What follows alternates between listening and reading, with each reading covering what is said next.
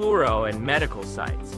And eventually you're shaking, thinking, Tokutei Han doxing squad, tracking down an address from a specific billboard or Sakura checker, and end up comparing the specs of some mysterious foreign-made earphones.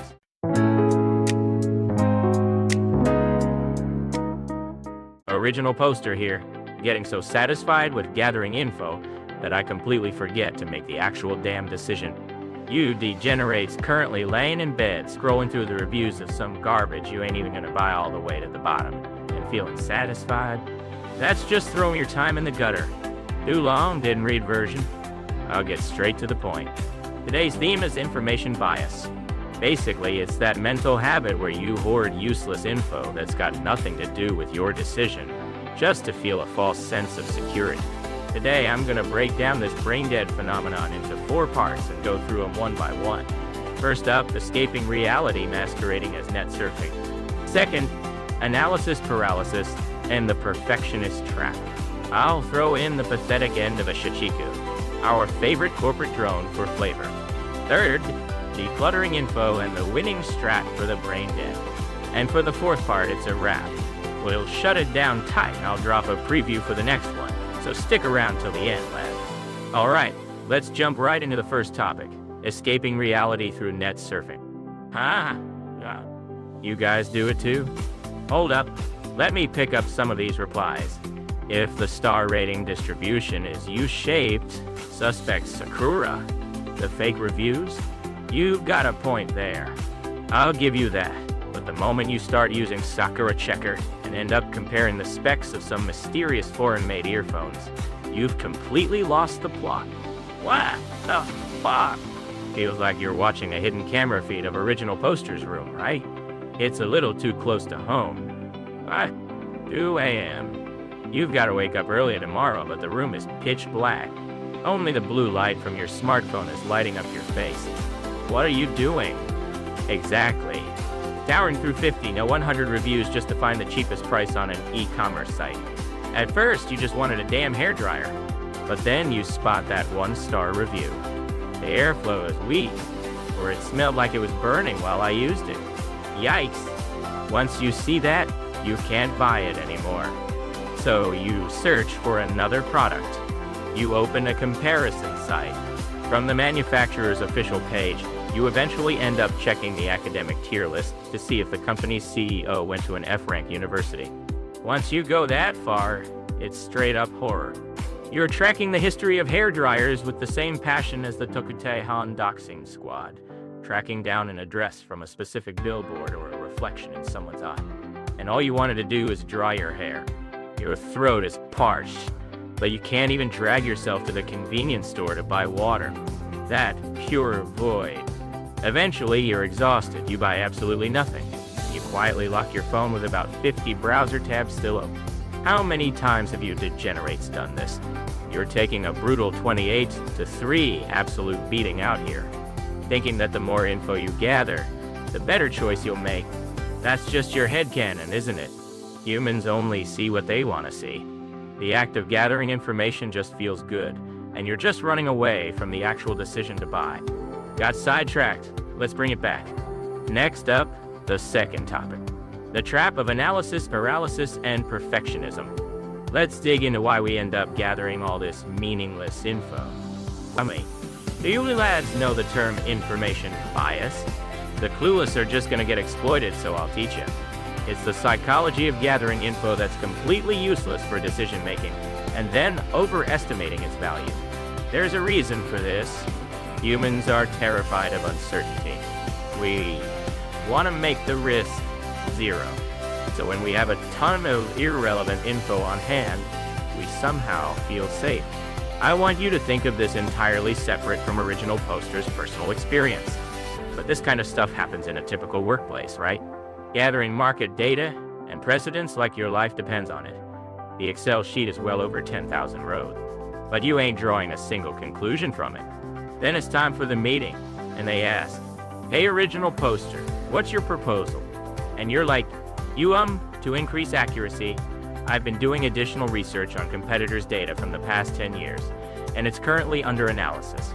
Then you get grilled. You're just messing around on Google, ain't you? and you're officially dead. Press X to doubt. Oh, you really screwed the pooch on that one. This is just stacking up sunk costs. You're basically a monk in training at this point. You already have all the core data you need, but you're just endlessly picking up trash noise data. It's like desperately searching a massive haystack for a needle you've already got in your pocket. This right here is analysis paralysis. It's just procrastinating on a decision and calling it perfectionism. You talk about judging the value of info, but you degenerates check the SOH sales rankings every single day, don't you? You get all hyped or depressed watching whether the gacha game you're playing is the absolute unit reigning supreme, or totally washed up, judged brutally by the numbers. But check this, does knowing those sales figures improve your gameplay skills? No, it doesn't. Does it increase your gacha drop rates? Hell, no. It's completely meaningless info. Source. Just trust me, bro? No, it's just a fact. You're just monitoring the rankings for a false sense of security. The correlation here is strong as hell. I bet you guys have been Googling for some work presentation, and before you know it, you've spent 2 hours reading articles on unsolved mystery. You're truly brain dead. Wipe your tears. But don't worry. The human brain is just wired that way. Now, for the real meat of the stream. The third topic, decluttering info and the winning strat for the brain dead. I've been flaming you guys all stream, but the question is, what the hell should we do about it? To put it in terms even we can understand, you gotta set a stop rule. It might sound counterintuitive, but this is reality. Before you start gathering info, decide exactly what info would actually change your action. Block out every other source of information. Let me break it down to a middle school level. If you decide all you need to make curry is carrots, onions, and meat, then ignore all that noise about needing mango chutney for a secret flavor, or grinding your own cardamom spices. It's about whether the time and cost you spent getting that info actually gives you a worthwhile return. There's actually a paradox here. The guys who do zero research and just pick something on a whim end up surprisingly happier. The guy who goes to the electronics store, points at the first thing he sees, and says, "I'll take this," is back home using it and smiling way faster than the guy staring at comparison sites for a month. It's the same when you're sick. You get a headache and you search your symptoms online, right?